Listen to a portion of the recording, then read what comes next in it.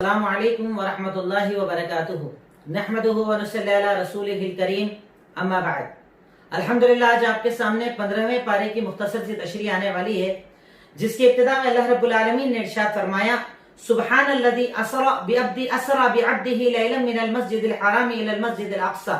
اس کے پہلے میں ایک وضاحت آپ کے سامنے کرنا چاہتا ہوں۔ کل 14ویں پارے کی جب میں آپ کے سامنے تشریح کر رہا تھا، اس تشریح کے اندر میں نے ابتدا کے اندر ایک چیز ذکر کی تھی کہ ستاروں کے بنانے کا مقصد کیا ہے۔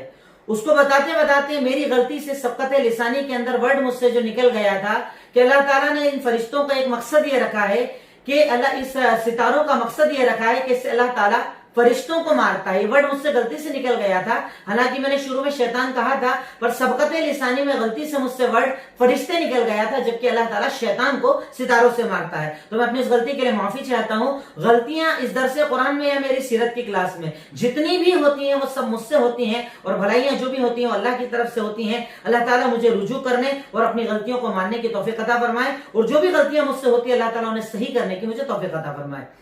آج ہمارا جو پارہ ہے، جو 15واں پارہ، اس کی ابتدا اللہ تعالیٰ کرتا ہے سورہ اسراء سے۔ اس کے اندر اللہ تعالیٰ ایک عظیم واقعے کی طرف اشارہ کرتا ہے، ایک عظیم معاملہ جو اللہ کے نبی کے ساتھ ہوا تھا۔ اللہ کے نبی صلی اللہ علیہ وسلم جب مکہ والوں سے کنٹینیو انکار سن رہے تھے، وہ آپ کو ناراض کر رہے تھے، کوئی کہہ رہا تھا مجنون، کوئی کہہ رہا تھا پاگل، کوئی کہہ رہا تھا دیوانہ، آپ کو پریشان کر رہے تھے۔ ان حالات کے اندر اللہ رب العالمین نے آپ پر ایک انعام کیا کہ آپ کے بالکل مکہ کے آخری مرحلے کے اندر، اس کی تاریخ میں اختلاف ہے کہ کس مہینے میں ہوا یا کس سن کے اندر یہ واقعہ ہوا، پر یہ بالکل آخری مرحلہ تھا، آپ کی ہجرت کے پہلے کا معاملہ تھا، تقریباً نبوت کا، یا اللہ کے نبی کی اگر عمر سے دیکھیں تو آپ کی عمر جب 50 سال ہوئی، 50 سال سے لے کر 53 سال کے بیچ میں یہ واقعہ ہوا، جسے معراج کہا جاتا ہے۔ اس کے دو حصے تھے، ایک تھا اسراء اور ایک تھا معراج۔ اسراء کہا جاتا ہے جس کا ذکر اللہ تعالیٰ نے کہا کہ اللہ تعالیٰ کے پاس حضرت جبریل امین اللہ کے نبی کے پاس آئے اللہ کے حکم سے، اور کہا کہ میں آپ کے لیے ایک سواری لے کر آیا ہوں جسے براق کہا جاتا ہے، آپ اس پر بیٹھیے اور پہلا سفر اسراء کا کیجئے، یعنی اپنے گھر سے مکہ سے بیت المقدس تک جائیے۔ اس سفر کو اسراء کہا جاتا ہے۔ اس کے بعد آپ کو وہاں سے جو آسمان پر لے جایا گیا اسے معراج کہا جاتا ہے۔ وہ سفر کہ جس کے اندر اللہ رب العالمین نے آپ کو آسمان پر بلایا، اللہ تعالیٰ کی آپ سے گفتگو ہوئی، اللہ تعالیٰ کا صرف کلام ہوا، دیدار نہیں، صرف کلام ہوا، اور اللہ تعالیٰ نے وہاں پر آپ کو 50 وقت کی نماز آپ کے اوپر فرض کی۔ حضرت موسیٰ علیہ السلام نے آپ سے کہا کہ بھئی 50 وقت کی نماز بہت زیادہ ہے، آپ کی امت پڑھ نہیں پائے گی، آپ اللہ سے جا کر بات کیجئے۔ آپ آئے، کم کرتے کرتے 5 کم کرتے کرتے اللہ نے اسے 5 وقت کی نماز کر دیا، اور اخیر میں پھر موسیٰ نے کہا کہ ایک بار اور چلے جائیے، تو اللہ کے نبی نے کہا میں شرماتا ہوں، میں نہیں جا سکتا۔ تب اللہ تعالیٰ نے کہا کہ انہ لا یبدل القول لدی، کہ میرے پاس فیصلے بدلے نہیں جاتے، پر یہ آپ کی محبت، یہ آپ کی امت پر آپ کا احسان ہے کہ میں نے 50 نمازوں کو 5 تو کر دیا، پر اگر 5 بھی کوئی پڑھے گا اسے 50 کا ثواب دیا جائے گا۔ یہ امت پر احسان ہے ہمارے اور آپ کے نبی کا، جس احسان کی ہمیں ہمیشہ قدر کرنا چاہیے۔ تو اللہ تعالیٰ نے اس واقعے کا تذکرہ کیا اور ذکر کیا کہ یہ سب اس لیے ہوا تاکہ ایک معجزہ بن جائے، تاکہ اللہ تعالیٰ کی نشانی آپ کو دکھا دی جائے، تاکہ اللہ تعالیٰ کا انعام، اللہ تعالیٰ نے آپ پر کیا کیا کیا ہے، یہ امت کو دکھا دیا جائے۔ اس کے بعد اللہ رب العالمین پھر بنی اسرائیل کا تذکرہ کرتا ہے، بنی اسرائیل کی خطاؤں اور غلطیوں کا تذکرہ کرتا ہے، اور اس کے بعد قرآن کی فضیلت اور اہمیت بتاتا ہے۔ سورہ اسراء آیت نمبر 9 اللہ تعالیٰ نے ارشاد فرمایا ان ھذا القرآن یہدی للتی ہی اقوم، کہ یقیناً یہ قرآن اس چیز کی طرف، اس راستے کی طرف رہنمائی کرتا ہے جو سب سے بہتر ہے۔ یعنی قرآن اگر کوئی چیز بتا دے آپ کو کہ یہ حلال ہے، اس سے اچھا کوئی ہو ہی نہیں سکتا۔ اگر قرآن آپ کو بتا دے کہ یہ چیز حرام ہے، اس سے برا کچھ ہو ہی نہیں سکتا، کیونکہ یہ قرآن جس چیز کی طرف رہنمائی کرتا ہے وہ سب سے بہتر ہوتا ہے۔ اس سے اچھی تعلیم ہو ہی نہیں سکتی، اس سے اچھی بات ہو ہی نہیں سکتی۔ اس لیے اللہ تعالیٰ کہہ رہا ہے وَيُبَشِّرُ الْمُؤْمِنِينَ الَّذِينَ يَعْمَلُونَ الصَّالِحَاتِ، کہ جب یہ قرآن سب سے اچھی کتاب، جب یہ قرآن سب سے اچھی رہنمائی، جب یہ قرآن آپ کو صحیح راستہ دکھا رہا ہے، تو آپ کی ذمہ داری ہے قرآن پر عمل کرنا، قرآن کے آگے جھکنا، قرآن کی باتوں کو تسلیم کرنا، اللہ تعالیٰ کے فرامین پر عمل کرنا۔ اگر آپ عمل کریں تو اللہ تعالیٰ اس کے آگے بشارت دیتا ہے کہ جب یہ قرآن سب سے اچھی راستہ دکھاتا ہے، سب سے اچھی رہنمائی کرتا ہے، تو آپ بشارت دے دیجئے ان مومنوں کو جو بہترین عمل کرتے ہیں کہ ان کے لیے اللہ تعالیٰ نے بڑا اجر تیار کر رکھا ہے، اور وہ بڑا اجر کیا ہے؟ جنت۔ کہ اللہ رب العالمین ان لوگوں کو جنت الفردوس میں جگہ عطا فرمائے گا جو اللہ تعالیٰ کے اس بھیجے ہوئے اللہ تعالیٰ کے اس کلام پر عمل کرتے ہیں، قرآن پر عمل کرتے ہیں۔ تو ایک مومن کو یہ یقین رکھنا چاہیے کہ قرآن کی کوئی بھی تعلیم غلط نہیں ہے۔ اللہ تعالیٰ قرآن کے اندر جو بھی تعلیم دیتا ہے وہ حق ہے، وہ صحیح ہے، وہ غلط ہو ہی نہیں سکتی۔ اس کے بعد اللہ رب العالمین قیامت کے دن کا تذکرہ کرتا ہے اور قیامت کے پہلے کے معاملات کو بتاتے ہوئے ارشاد فرماتا ہے آیت نمبر 13 کے اندر وَكُلَّ إِنسَانٍ أَلْزَمْنَاهُ طَائِرَهُ فِي عُنُقِهِ، کہ ہم نے ہر انسان کے گلے میں اس کے اعمال کو ٹانگ رکھا ہے۔ طائر کہا جاتا ہے پرندے کو، پر یہاں اس سے مراد اعمال ہے کہ ہم نے ہر انسان کے اعمال نامے کو اس کی گردن میں ٹانگ رکھا ہے اور کل روز قیامت اس کا یہ اعمال نامہ نکالا جائے گا۔ اس سے اللہ تعالیٰ ہمیں کیا کر رہا ہے؟ رہنمائی دے رہا ہے، ہمیں گائیڈنس دے رہا ہے۔ عمل کرنے کے پہلے سوچ، اچھائی برائی کے بارے میں سوچ، تیرے ہر عمل کی انٹری ہو رہی ہے، تیرا ہر عمل لکھا جا رہا ہے اور اللہ تعالیٰ کل روز قیامت کیا کرے گا؟ اعمال نامہ ہمارے ہی سامنے رکھ دے گا اور کہے گا کفا بنفسک علیک حسیبا، کہ تو اپنا اعمال نامہ کھول، اپنی نیکی بدی کو دیکھ اور خود ہی فیصلہ کر تجھے کیا ملنا چاہیے۔ یعنی اللہ تعالیٰ کی طرف سے معاملات ہوگا کہ انسان جب خود اپنا اعمال نامہ دیکھے گا نا تو خود ہی اس کو سمجھ میں آ جائے گا کہ میں کہاں جانے لائق ہوں، میں جنت کا مستحق ہوں یا میں جہنم کا مستحق ہوں۔ اس کے ذریعے اللہ تعالیٰ ہمیں یہ سمجھانا چاہ رہا ہے، ہمیں یہ بتانا چاہ رہا ہے کہ ہمیں اپنے اعمال کو لے کر کتنا محتاط ہونا چاہیے، اپنے عمل کے بارے میں کتنا سوچنا چاہیے، کیونکہ ہمارے ہر عمل کو اللہ رب العالمین جانتا ہے، پہچانتا ہے۔ اللہ کی طرف سے فرشتے لکھ رہے ہیں، ہمارا کوئی بھی عمل چھپا ہوا نہیں۔ اس کے بعد اللہ رب العالمین ذکر کرتا ہے کہ جب کسی بستی کو ہمیں ہلاک کرنا ہوتا ہے تو اس کے امیروں کے ذریعے یہ سارے معاملات ہوتے ہیں، اور اسی میں اللہ تعالیٰ ایک بات اور ارشاد فرماتا ہے آیت نمبر 15 کے اندر وَلَا تَزِرُ وَازِرَةٌ وِزْرَ أُخْرَى، کہ اللہ تعالیٰ کسی بھی نفس پر کسی اور کا بوجھ نہیں ڈالے گا۔ یعنی ایسا نہیں ہے کہ آپ وہاں سوچو گے، جیسے کئی لوگ ہمارے یہاں جاہلیت بھرے جملے کہتے ہیں کہ ہم تو فلاں صاحب کے ساتھ ہیں اور فلاں صاحب تو ہمارے سارے گناہ لے جائیں گے، ہماری ساری خطائیں لے جائیں گے اور ہمیں جنت دلوا دیں گے۔ اللہ تعالیٰ یہاں پر اس بات کا انکار کر رہا ہے کہ کوئی بھی نفس کسی اور کا بوجھ نہیں اٹھائے گا، ہر انسان اپنا بوجھ اٹھائے گا، اپنے عمل کا بوجھ اٹھائے گا، اپنی اچھائی اور برائی اللہ کو دکھائے گا۔ کوئی اور کسی کا عمل دکھانے کی طاقت کل روز قیامت کو نہیں رکھے گا۔ اللہ تعالیٰ اس بات کا انکار کر رہا ہے۔ اس کے بعد اللہ تعالیٰ ایک بہت عظیم معاملے کی طرف آ رہا ہے، بہت عظیم حق کی طرف آ رہا ہے، وہ حق جو اللہ تعالیٰ نے ہر مومن کے اوپر فرض کیا ہے۔ اللہ تعالیٰ ارشاد فرماتا ہے ان آیتوں کو پڑھنا، ڈیپلی پڑھنا، غور کرنا اور اپنے عمل کا جائزہ لینا کہ میرا عمل اس آیت پر ہے یا نہیں ہے تو الحمدللہ اور بڑھاؤں گا، اور نہیں ہے تو انشاءاللہ اپنے آپ کو باعمل بناؤں گا۔ اللہ تعالیٰ ارشاد فرماتا ہے آیت نمبر 24 کے اندر اللہ تعالیٰ نے ارشاد فرمایا وَقَضَىٰ رَبُّكَ أَلَّا تَعْبُدُوا إِلَّا إِيَّاهُ وَبِالْوَالِدَيْنِ إِحْسَانًا۔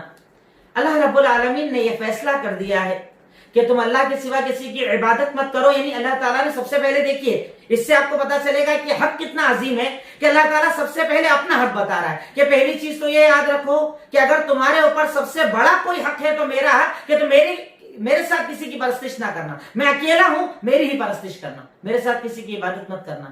اور اس کے بعد جب بندوں کا حق بتانے آیا نا، سب سے پہلا حق دیکھیے کس کا بتا رہا ہے وَقَضَىٰ رَبُّكَ أَلَّا تَعْبُدُوا إِلَّا إِيَّاهُ وَبِالْوَالِدَيْنِ إِحْسَانًا، اور اپنے ماں باپ کے ساتھ حسن سلوک کرنا۔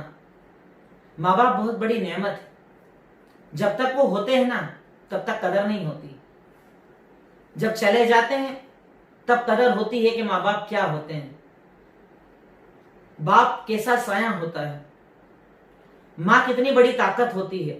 جس کے پاس ہیں اسے قدر نہیں، اور جس کے پاس نہیں ہے تو احساس ہوتا ہے کہ ماں باپ اللہ رب العالمین کی کتنی بڑی نعمت ہے۔ اللہ تعالیٰ ارشاد فرماتا ہے کہ تم اپنے ماں باپ کے ساتھ حسن سلوک کرو۔ اگر ان دونوں میں سے کوئی بزرگی کو پہنچ جائے، چاہے دونوں چاہے کوئی ایک، یعنی یہ ماں باپ دونوں زندہ ہو تو نعمت، اور اگر دونوں زندہ نہ ہو، دونوں میں سے کوئی ایک زندہ ہو تو تم ان کے ساتھ حسن سلوک کرو، اچھے طریقے سے پیش آؤ، نرمی والے انداز میں بات کرو۔ وَلَا تَقُلْ لَهُمَا اُفٍّ، ان کو اف تک نہ کہو۔ اگر آپ شریعت کے اس جملے پر کبھی غور کریں کہ اللہ رب العالمین نے یہاں پر جو لفظ استعمال کیا ہے اف، مفسرین کہتے ہیں، محدثین کہتے ہیں کہ اس سے زیادہ سمجھانے والا کوئی حرف ہو ہی نہیں سکتا تھا جو اللہ استعمال کرے۔ اف بول دیا مطلب بات ختم۔ آپ ماں باپ کو اف نہیں بول سکتے، چلا سکتے، جھڑک سکتے، गालियां दे सकते, बदतमीजी कर सकते, नाफरमानी कर सकते, उनके साथ बुरे अंदाज में बात कर सकते, कुछ भी जायज नहीं। उफ तक से मना कर दिया। अल्लाह ताला कह रहा है इस हक को पहचान, ये बहुत अजीम हक है। इस सिलसिले के अंदर हमारे समाज और माशरे में बहुत कमियां पाई जाती है, बहुत ज्यादा बेजारियां पाई जाती है कि माँ बाप के साथ अच्छा सुलूक नहीं, उनके साथ अच्छा अंदाज नहीं, वो बूढ़े हो गए तो उनसे बातचीत करना औलाद पसंद नहीं करती, उनकी तरफ देखना पसंद नहीं करती, उनके साथ अच्छा अंदाज इख्तियार नहीं करती। अल्लाह ताला कहता है कि तेरे लिए हराम है कि तू उनको उफ का भी जुमला बोल। और उसके आगे अल्लाह ताला कहता है वला तनहरहुमा, उन्हें झिड़कना मत कभी भी। जैसे वो आए तो उससे मोहब्बत से कुछ पूछने कि बेटा कैसे हो आप, झिड़क कर जवाब मत देना, मोहब्बत से जवाब देना, अखलाक से जवाब देना। अरे वो बुजुर्ग हैं, तुझे उन्होंने तो बड़ा करा, तेरी जबान को बोलना उन्होंने तो सिखाया, तेरे पैरों को चलना उन्होंने तो सिखाया, तेरी हर गलतियों के साथ वही तो खड़े रहे, तेरे एक एक सवाल का उन्होंने 100 बार जवाब दिया था। आज तेरी औलाद अगर 3 साल 4 साल के बच्चे हैं, वो कैसे सवाल पूछते हैं, अब्बू ये क्या, अब्बू ये क्या, अब्बू ये क्या। तू एक सवाल का 100 बार जवाब देता है। अरे तेरे माँ बाप ने अगर गलती से 2 बार पूछ लिया बेटा दुकान पर क्या चल रहा है, झिड़क कर जवाब मत दे, उनको झिड़क कर जवाब मत दे। ये नेमत है तेरे पास जब तक है। अल्लाह ताला इनकी वजह से तुझे जन्नत देगा, इनकी रजामंदी में अल्लाह की रजामंदी छुपी हुई है। अल्लाह ताला कहता है वला तनहरहुमा वकुल लहुमा कौलन करीमा, जब उनसे बात कर नरमी वाली बात, अच्छे अखलाक वाली बात, अच्छे अंदाज में बात कर। उसके बाद कहता है अल्लाह ताला वक्फिद लहुमा जनाह दुल्ल मिनर रहमा, और उनके लिए अपने रहमत वाले बाजू खोल दे, यानी रहमत के साथ पेश आ। वो जब तेरे पास आए ना तो डरे नहीं, वरना कई घरों में मैंने देखा है कि माँ बाप औलाद से बात करने में डरते हैं। मैं समझता हूं उससे बदबख्त कोई औलाद नहीं होगी कि जिसके माँ बाप डरे उससे बात करने में, कि अभी बोलूंगा चिल्ला देगा, अभी बोलूंगा डांट देगा, अभी बोलूंगा जवाब नहीं देगा। अरे तेरा 2 साल 3 साल का बच्चा बीमार हो, तेरी बेगम की तबीयत खराब हो, तो ऑफिस से अपने कारोबार से दोपहर में 3 बार फोन लगाकर पूछता है कि हालात क्या हैं, तेरे माँ बाप बुजुर्ग हैं, तेरे माँ बाप बीमार पड़े हैं। वो 2-2 दिन तरस जाते हैं कि तू एक बार उनका हालचाल पूछ ले, जबकि उन्होंने तुझे बड़ा किया और इस काबिल बनाया कि आज तू कारोबार कर रहा है। अल्लाह ताला कह रहा है कि उनके लिए रहमत के बाजू खोल, उनके साथ रहमत से पेश आ, उनके साथ नरमी से पेश आ। वो अल्लाह ताला उसके आगे इरशाद फरमाता है वकुल, और दुआ मांग रब्बिरहमहुमा कमा रब्बयानी सगीरा, ए अल्लाह तू मेरे माँ बाप पर वैसा ही रहम कर जैसे उन्होंने मुझ पर बचपन में रहम किया था। और उसके आगे अल्लाह कहता है रब्बुकुम अअलमु बिमा फी नुफूसिकुम इन तकूनु सालिहीन फइन्नहु काना लिल-अव्वाबीन गफूरा, कि अल्लाह ताला तेरे दिल के हाल को जानता है। ठीक है, तेरे माँ बाप अगर हो सकता है बदजबानी कर लेते हो, तुझे डांट देते हो, बुरा भला कह देते हो, अरे तो अल्लाह तो देख रहा है ना तेरा अमल, अल्लाह तेरे अमल पर तुझे सवाब देगा, अल्लाह तेरे अमल को जानता है। अगर तू नेक है, तेरा अमल अच्छा है, तो अल्लाह ताला जो बहुत ज्यादा गिड़गिड़ाने वाले और माफी मांगने वाले उन्हें माफ करता है। उनकी बदसलूकी मत देख, उनकी गलतियां मत देख, तू अपना फर्ज अदा कर। और मैं फिर कहूंगा कि अल्लाह की बहुत बड़ी नेमत है, माँ बाप अल्लाह ताला की बहुत बड़ी नेमत है। इस नेमत की कदर कीजिए जब तक ये आपके पास है, वरना कल आपके पास नहीं होगी और बहुत पछताओगे और उस वक्त आप उनके लिए कुछ नहीं कर पाओगे। इस मौजू पर मैं ज्यादा बात नहीं कर सकता, मैं अपनी बात आगे बढ़ाऊंगा। आयत नंबर 27 में अल्लाह रब्बुल आलमीन इरशाद फरमाता है कि तुम लोग हकदारों का हक अदा करो, मिस्कीनों की मदद करो, मुसाफिरों की मदद करो, और हद से ज्यादा तजावुज मत करो। यानी किसी भी चीज में हद से ज्यादा तजावुज करना, लिमिट्स क्रॉस करना, आगे बढ़ना। ठीक है, आपको अगर 100 की जरूरत है 100 का काम कीजिए, 200 300 400 खर्च करना, अल्लाह ताला कहता है हद से ज्यादा तजावुज करने वाले शैतान के भाई होते हैं। उसके बाद अल्लाह ताला आयत नंबर 30 के अंदर रिस्क का मामला बताता है कि रिस्क किसी का बहुत ज्यादा चल रहा है, किसी का कम चल रहा है। अल्लाह ताला कहता है ये सब अल्लाह का सिस्टम। अल्लाह ताला सूरह इसरा आयत नंबर 30 के अंदर कहता है कि जिसके लिए अल्लाह चाहता है रिस्क को बढ़ा देता है, जिसके रिस्क को चाहता है कम कर देता है। और अल्लाह ताला सब जानता है, बंदों को जानता है, अपने बंदों की खबर रखता है, अपने बंदों को देखता है। तो अल्लाह के फैसलों को खुशी खुशी तस्लीम करो। कम है अल्हम्दुलिल्लाह, ज्यादा है अल्हम्दुलिल्लाह, चलेगा चलाने वाला अल्लाह, रुकेगा रोकने वाला अल्लाह, उसके अलावा कोई ताकत और कोई जात नहीं जो मेरे कारोबार को चला सके। उसके बाद अल्लाह ताला हमें हमारे समाज की बहुत बड़ी बुराई की तरफ इशारा करता है जो हमारे यहाँ है, कानों सुनी बातों पर भरोसा करना, लोगों के बारे में बातें करना, पीठ पीछे बातें करना, गीबत करना, चुगलखोरियां करना, हसद कीना कपट करना, लोगों के लिए बुराई दिल में रखना, जो बात जहां से आए आगे उसको फॉरवर्ड कर देना, ये जो हमारे काम है ना जिसको हम कोई गुनाह नहीं समझते, अल्लाह ताला उसके बारे में इरशाद फरमाता है। आयत नंबर 36 के अंदर अल्लाह ताला ने इरशाद फरमाया वला तक़फ़ू मा लैसा लका बिही इल्म, जो तुझे नहीं पता है ना उसमें मत पढ़, जो तू नहीं जानता उसमें मत पढ़। غیبتوں میں مت پڑ، چغلخوریوں میں مت پڑ، پیٹ پیچھے باتوں میں مت پڑ. کیوں؟ اللہ تعالیٰ اس کے آگے کہتا ہے ان السمع والبصر والفؤاد کل اولئک کان عنہ مسئولا. کیونکہ یاد رکھ، تیرے کان، تیری آنکھ اور تیرا دل، تینوں سے اللہ تعالیٰ سوال کرے گا.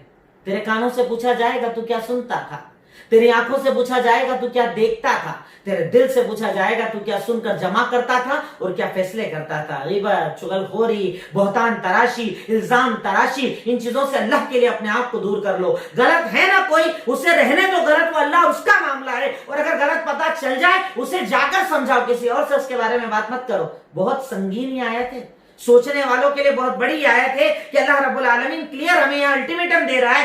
میں تجھ سے تیرے کان کے بارے میں سوال کروں گا، آنکھ کے بارے میں سوال کروں گا، دل کے بارے میں سوال کروں گا، اور تجھ سے پوچھوں گا اور تجھے جواب دینا ہوگا. اس کے بعد اللہ رب العالمین ابلیس کا تذکرہ کرتا ہے، کیسے اس نے اللہ تعالیٰ کے حکم کو نہیں مانا، اس کا تذکرہ کرتا ہے.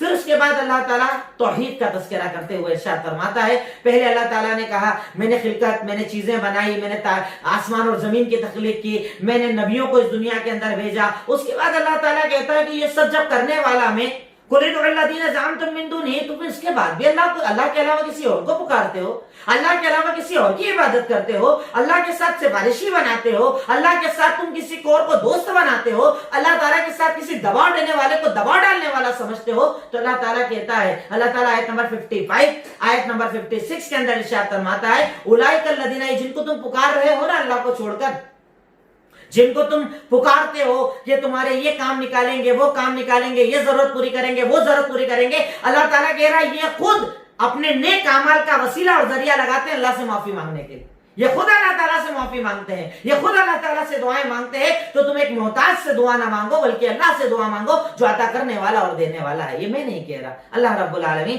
آیت نمبر 56 اور 57 کے اندر ارشاد فرما رہا ہے کہ تم لوگ اللہ تعالیٰ کے پاس جھکو، اللہ رب العالمین سے مانگو، وہی عطا کرنے والا اور وہی دینے والا ہے.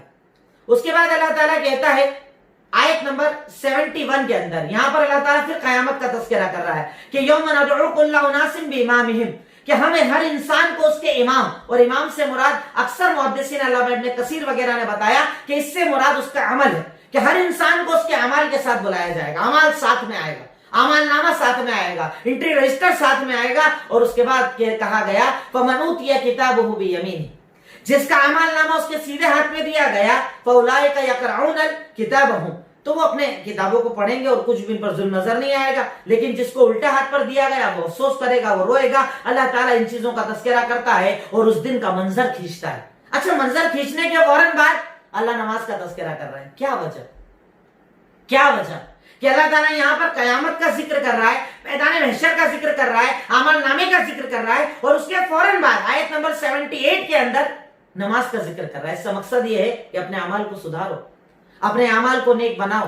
اور نیکی کا سب سے بڑا ذریعہ نماز، اللہ کی طرف جھکنا، اللہ سے مانگنا، اللہ کو پکارنا، اللہ کے آگے جڑنا. اور میں سمجھتا ہوں ایک مومن بندے کو اگر اللہ سے جڑنا ہونا تو نماز سے بہتر کوئی ذریعہ ہی نہیں.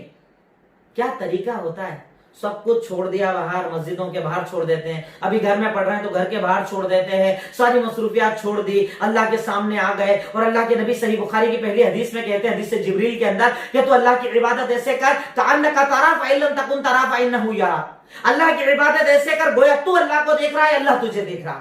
وہ عبادت کا تصور، پھر اللہ کے آگے جھکنا اور پھر اللہ سے دعا مانگنا. یقیناً تیرے سارے اعمال سدھر جائیں گے اور اللہ تعالیٰ تیری ساری پریشانیوں کو بھی دور کر دے گا. اللہ تعالیٰ ارشاد فرماتا ہے کہ اقیم الصلاۃ لدلوک الشمس الی غسق اللیل، تم لوگ اللہ تعالیٰ کے لیے نمازیں قائم کرو جب سورج ذرا سا ڈھل جاتا ہے تب، مطلب ظہر اثر کی نماز. اس کے آگے جب رات کا وقت ہو جاتا ہے تب، یعنی مغرب عشاء کی نماز. وقرآن الفجر، اور فجر کی نماز، یعنی 5 وقت کی نمازیں ادا کرو. افسوس ہوتا ہے مجھے ان مسلمانوں پر جو نمازیں ادا نہیں کرتے.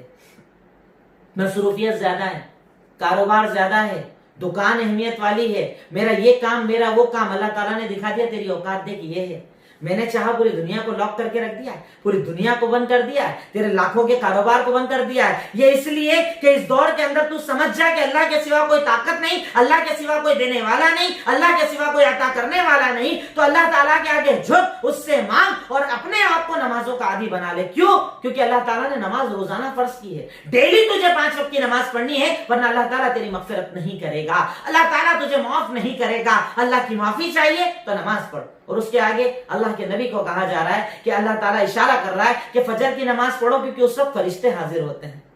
کتنا پیارا وقت ہوتا ہے، دن کے آنے کا وقت، رات کے جانے کا وقت، فرشتوں کے آنے کا وقت، آپ کے اعمال قبول کیے جاتے ہیں۔ اللہ تعالیٰ اس بنیاد پر آپ کو برکتیں عطا کرتا ہے۔ ان برکتوں کی اگر تلاش ہے نا، لوگ برکتوں کے لیے نہ جانے کہاں بھٹک رہے ہیں، 500 کلومیٹر 600 کلومیٹر کا سفر کرتے ہیں۔ اللہ کہہ رہا ہے برکتیں یہاں ہیں، ان نمازوں کے اندر برکتیں اللہ نے رکھی ہے۔ اور اس کے بعد اللہ کے نبی کو کہا گیا، کیونکہ اللہ کے نبی صلی اللہ علیہ وسلم پر اللہ تعالیٰ نے نمازوں کو تو فرض کیا تھا، آپ پر تہجد بھی فرض تھی۔ اللہ تعالیٰ اسی کا تذکرہ کرتا ہے کہ ایکسٹرا ہم نے آپ پر تہجد بھی رکھی ہے، آپ پر فرض ہے پر امت پر نفل۔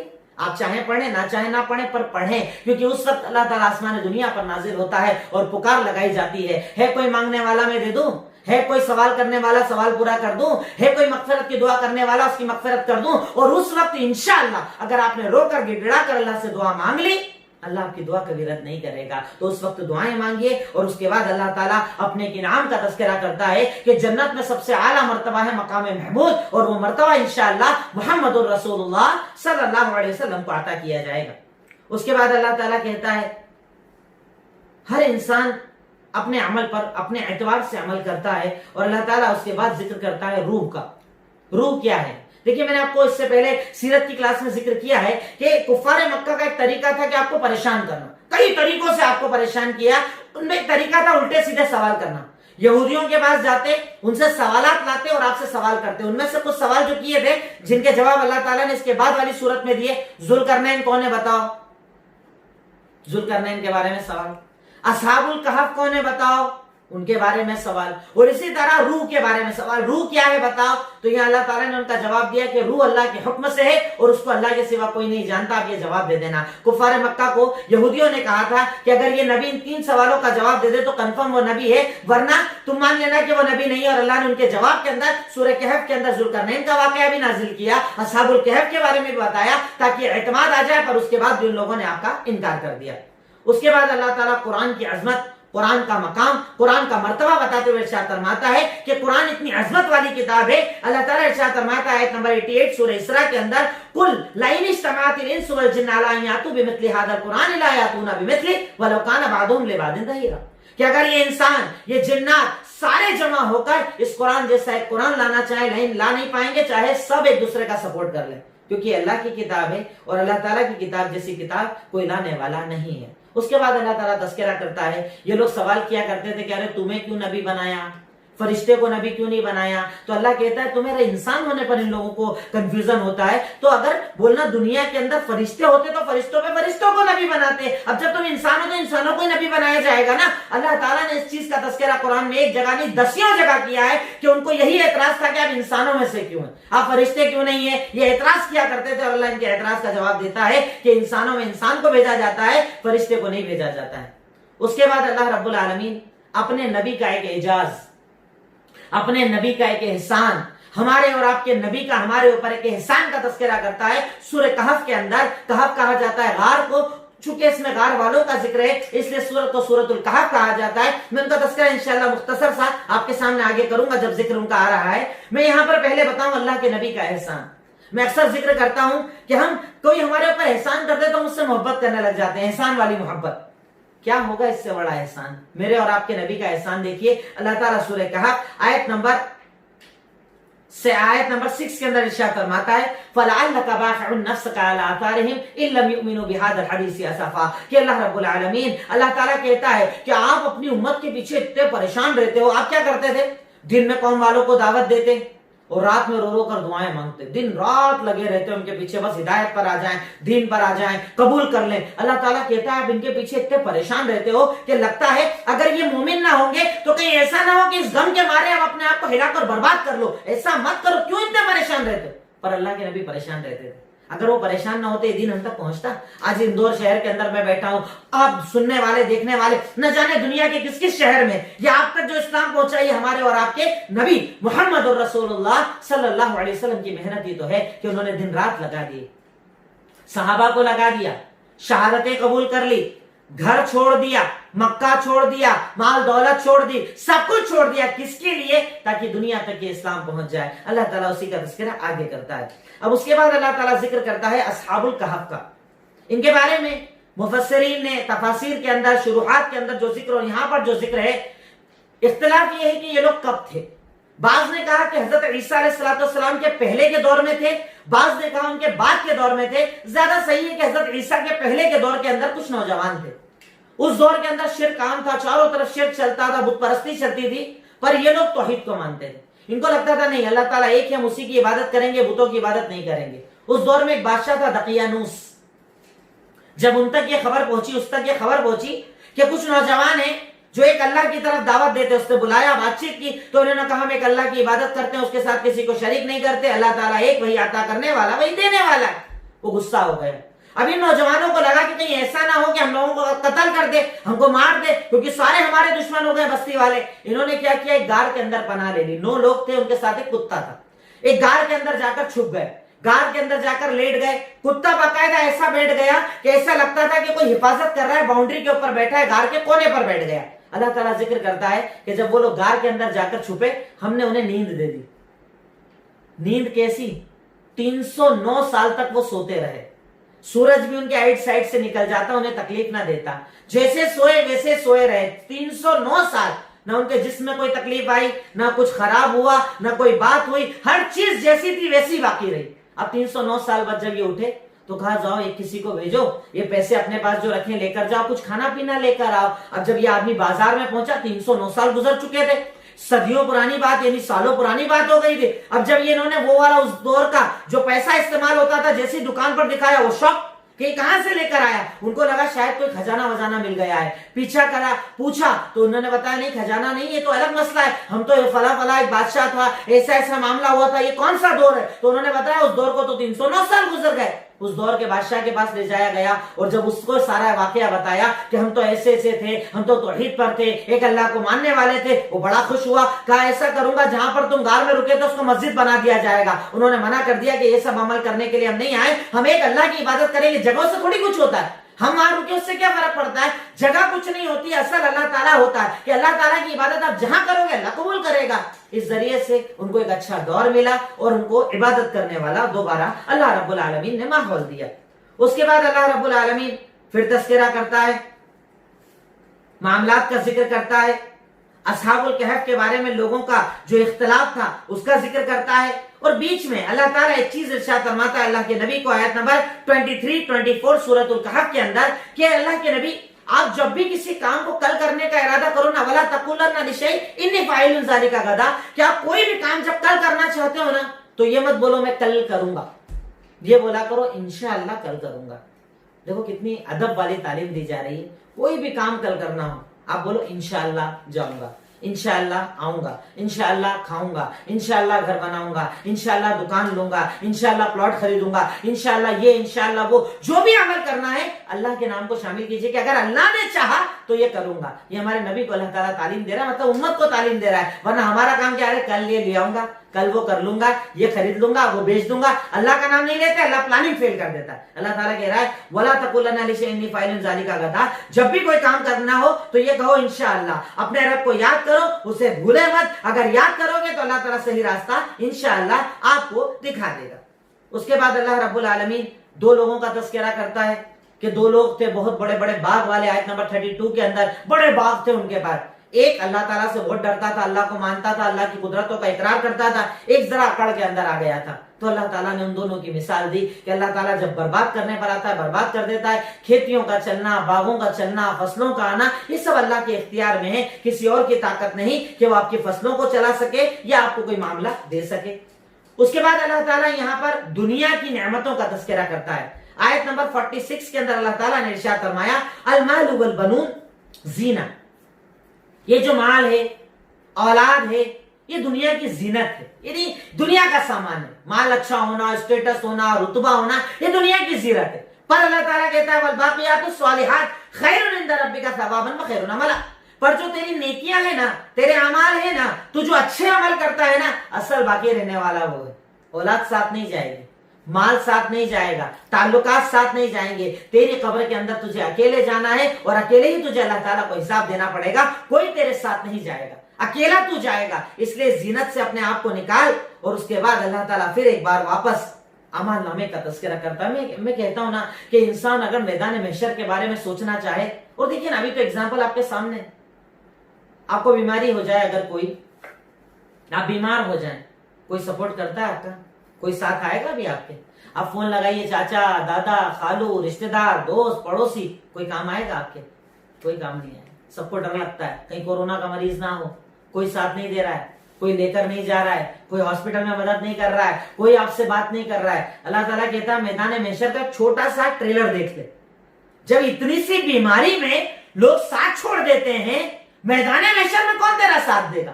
اکیلا، کوئی تیرے ساتھ نہیں رہے گا. دیکھا نا بھی آپ نے میدان محشر، میں نے تو بہت قریب سے دیکھ لیا. دیکھا میدان محشر کا منظر، کوئی کام نہیں آیا، کوئی سپورٹ، کوئی ساتھ، کوئی دوست، کوئی احباب، کوئی آپ کے کام نہیں آیا.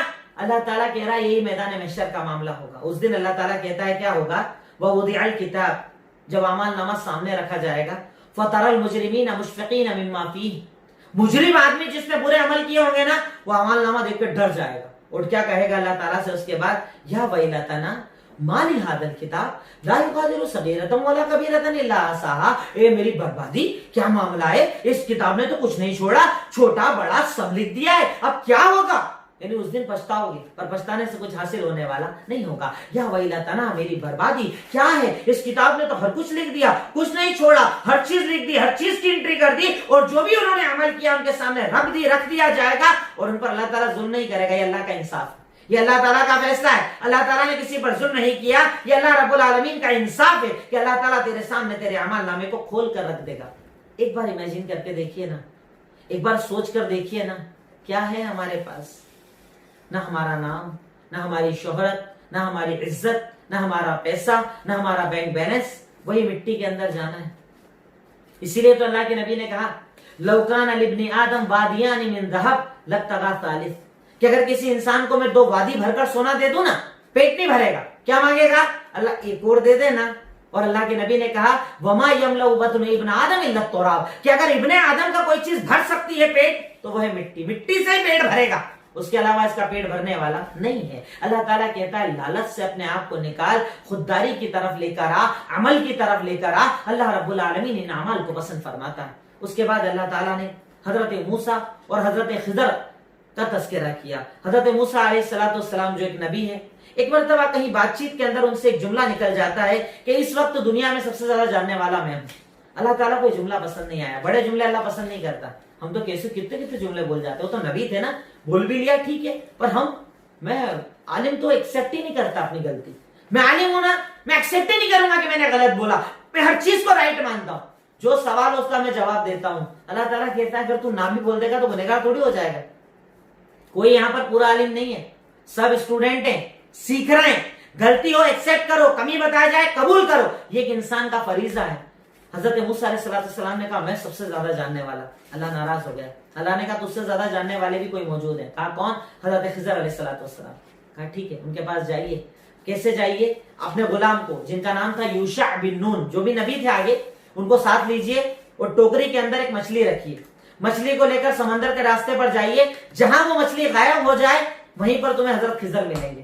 سفر پر نکلے، چلتے چلے گئے، وہ ٹوکری سے مچھلی نکل گئی، انہیں پتا نہیں چلا. غلام بتانا بھول گیا. جب ڈھونڈا مچھلی نہیں ملی، کہاں گئی؟ جب پیچھے پلٹ کر دیکھا تو مچھلی جہاں جہاں گئی تھی وہاں پانی کے اندر اللہ نے سرنگ بنا دی تھی، یعنی راستہ بنا دیا تھا. اب چلتے چلتے دیکھتے ہوئے پہنچے تو حضرت خضر ملے.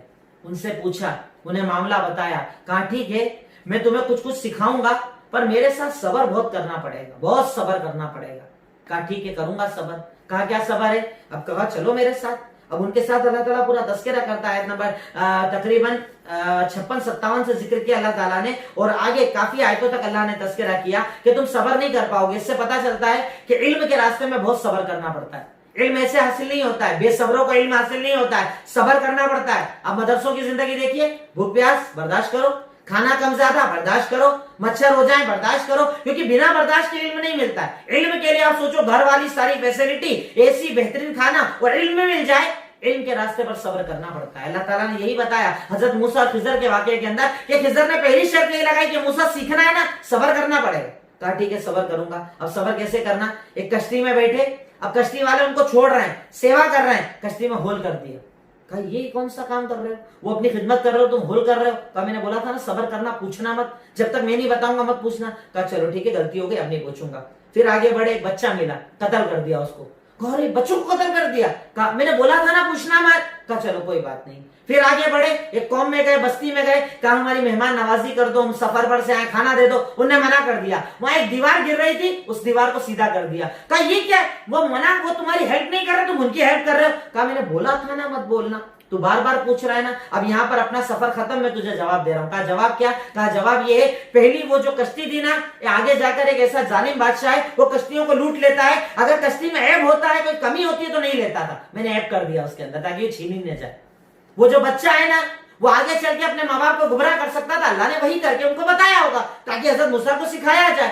کہا وہ ایسا کر سکتا تھا، میں نے اس لیے مار دیا، اب اللہ اسے ایک نیک اولاد دے گا جو ان کو صحیح راستہ دکھائے گی۔ اور تیسرا، وہ جو دیوار گر رہی تھی نا، اس کے نیچے 2 یتیم بچوں کا خزانہ رکھا ہوا تھا، اگر گر جاتا لوگ چھین لیتے، اب جب وہ بڑے ہوں گے اللہ ان کو بتائے گا، وہ نکالیں گے اور اپنی زندگی گزاریں گے۔ تو یہ اصل مقصد ان کے پیچھے کچھ بتانا، حلال حرام بتانا مقصد نہیں تھا۔ حضرت موسیٰ کو صرف اتنا بتانا تھا کہ تم یہ مت کہو کہ میں سب کچھ جانتا ہوں، کیونکہ سب کچھ جاننے والی ذات صرف اللہ کی ہے۔ اب اس سے کئی لوگ استدلال یہ کرتے ہیں کہ حضرت خضر کو وہ پتا تھا جو نبیوں کو بھی پتا نہیں تھا، نعوذ باللہ من ذالک، جبکہ ایسا نہیں ہوتا۔ اللہ تعالیٰ جس کو چاہتا ہے علم عطا کرتا ہے، جس کو چاہتا ہے جتنا علم عطا کرتا ہے۔ اللہ انبیاء کو بھی کچھ چیزیں دیتا تھا، کچھ چیزیں رکھتا تھا، یہ اللہ کا اپنا معاملہ ہے۔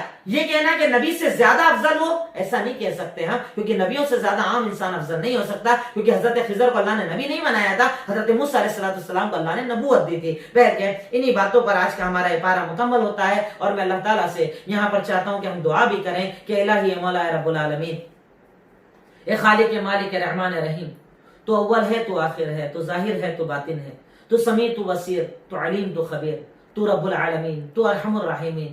اے اللہ ہم تیرے محتاج، تیرے فقیر ہیں، اللہ تو ہمارے گناہوں کو معاف فرما دے، اے اللہ ہماری خطاؤں کو معاف فرما دے، اے اللہ ہماری لغزشوں کو معاف فرما دے، اے اللہ جانے انجانے میں جو ہم سے گناہ ہو جاتے ہیں اسے معاف فرما دے۔ اے اللہ ہم تیرے بندے ہیں نا، اے اللہ ہم تیرے آگے محتاج ہیں نا، اے اللہ ہم تیرے فقیر ہیں نا، اے اللہ تو ہم سے ناراض مت ہو، ہمیں معاف فرما دے۔ اے اللہ بستیاں اجڑ رہی ہیں، اے اللہ لوگ بھوکے مر رہے ہیں، اے اللہ انسانیت پریشان ہو گئی ہے، اے اللہ ہم جانتے ہیں کہ ہمارے گناہوں کی پاداش میں تیرا یہ عذاب آیا ہے، اللہ پر اس بیماری کو ہٹا لے، اے اللہ اس عذاب کا خاتمہ فرما دے۔ اے اللہ ہمارے روزے، اے اللہ ہماری نمازیں، اے اللہ ہماری عبادتیں، یہ سب صرف تیرے لیے ہے، اللہ تیرے سوا کسی کے آگے یہ سر نہیں جھکتا، اے اللہ تیرے علاوہ کسی اور کے لیے بھوکے پیاسے نہیں رہتے، اللہ رحم کر دے، اے رحمان رحم کر دے، اے غفار کرم کر دے، اے اللہ تو ہی تو ہے اس کائنات کو چلانے والا، اللہ رحم فرما دے۔ اے اللہ جو قرضوں میں ڈوب گئے اللہ تعالیٰ قرضوں کے نکلنے کی راہیں بنا دے، اے اللہ جنت الفردوس میں جگہ عطا فرما دے، اے اللہ عذاب قبر اور عذاب جہنم سے نجات دے دے، اے اللہ کورونا بیماری کا خاتمہ فرما دے، اے اللہ اس کا علاج نازل فرما دے، اے اللہ آسان علاج نازل فرما دے، اے اللہ کرشمہ کر دے، تو کن فیکون کر سکتا ہے، اللہ اس بیماری کا خاتمہ فرما دے۔ اے اللہ جو اس بیماریوں کے اندر انتقال کر رہے ہیں اور تو نے تو کہا ہے کہ انہیں عظیم درجات دے گا، اللہ انہیں عظیم درجات عطا فرما دے۔ اے اللہ ہمارے اپنے جو ہم سے دور جا چکے ہیں ان کی مغفرت فرما دے، اے اللہ ہمارے اپنے جو ہم سے دور جا چکے ہیں ان کی مغفرت فرما دے۔ اے اللہ اس بیماری کا خاتمہ فرما دے، اے اللہ جو بیماریوں سے جوجھ رہے ہیں اے اللہ انہیں شفا یابی عطا فرما دے، اے اللہ کاروبار میں دوبارہ برکتیں عطا فرما دے، اے اللہ جو قرضوں میں ڈوبے ہیں قرض کی ادائیگی کی راہیں کھول دے، اے اللہ جو بیمار ہیں ان کو بیماریوں سے شفا یابی عطا فرما دے، اے اللہ ہماری دعاؤں کو قبول فرما لے۔ اللہم صلی علی محمد وعلی آل محمد کما صلیت علی ابراہیم وعلی آل ابراہیم انک حمید مجید، اللہم بارک علی محمد وعلی آل محمد کما بارکت علی ابراہیم وعلی آل ابراہیم انک حمید مجید۔ الہی مولا ہم تیرے بندے تیرے فقیر بن کر اخیر میں پھر تجھ سے کہتے ہیں کہ اللہ ہم نے جو بھی جائز دعائیں مانگی اللہ اسے قبول فرما لے۔ وآخر الدعوانا الحمدللہ رب العالمین۔ السلام علیکم ورحمۃ اللہ وبرکاتہ۔